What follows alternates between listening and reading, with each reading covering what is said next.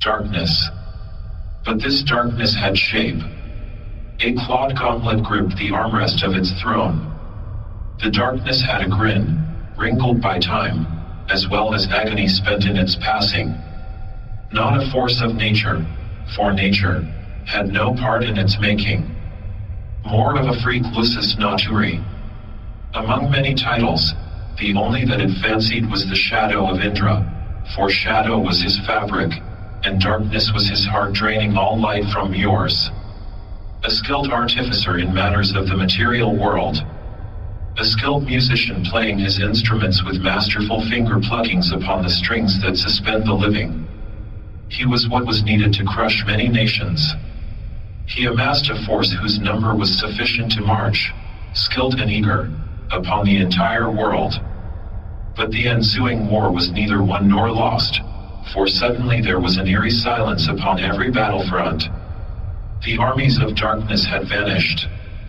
Not a trace could be found across the entire known world. Since then, much time had passed. The nations had reformed anew.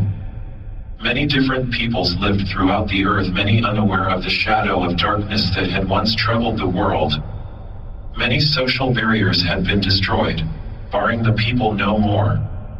Though some impediments remained, the dawn of a new era, as well as a new generation, has all but begun, and possibilities for many new friendships, as well as alliances, are now greater than ever, stretching across boundaries, barriers, and borders.